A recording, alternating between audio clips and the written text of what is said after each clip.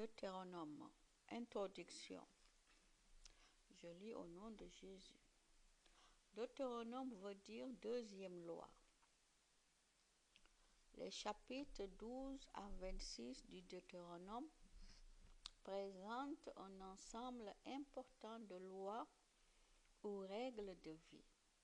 Cet ensemble rappelle celui des règles de l'Alliance en Exode 21-23, d'où le nom de deuxième loi donné au livre.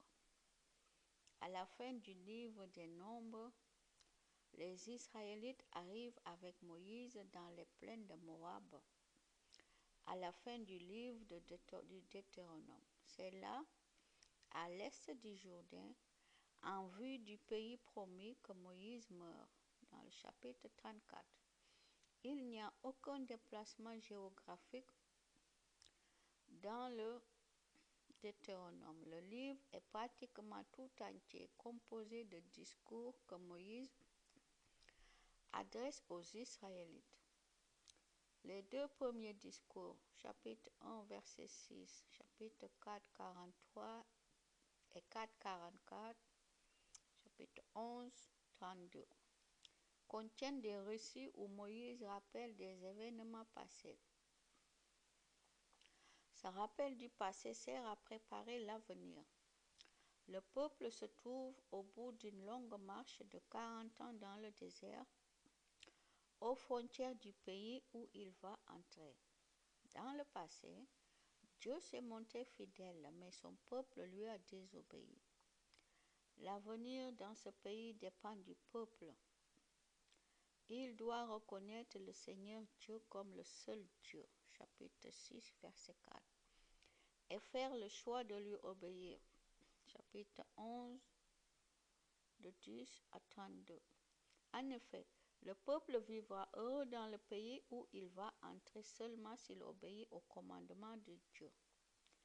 Dans le chapitre 11, versets 26 à 28.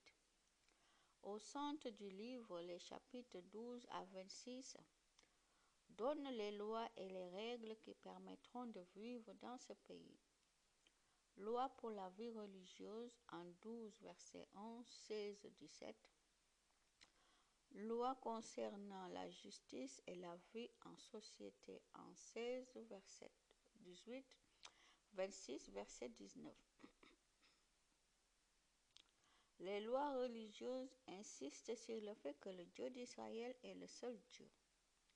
Les Israélites devront l'adorer uniquement dans le lieu que Dieu lui-même choisira.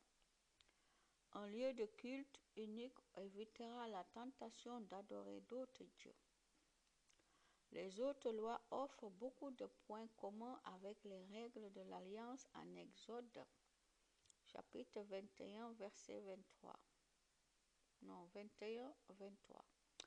Mais elles sont plus développées que dans l'Exode et elles sont plus exigeantes dans le domaine de la justice sociale. Mettre les lois en pratique est la condition pour vivre dans le pays que Dieu donnera à son peuple. 27, 14 et 28, 68.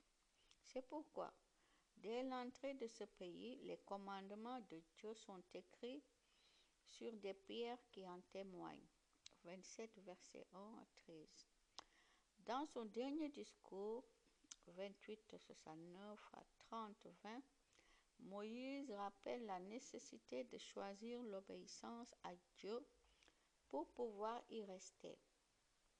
Les adieux de la mort de Moïse forment la conclusion du livre 31, verset 1, 34, verset 12.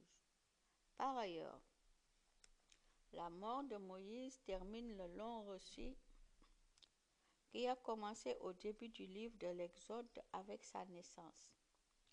Les versets 10 à 12 du chapitre 34 rappellent que Moïse a été le porte-parole de Dieu d'une façon tout à fait particulière.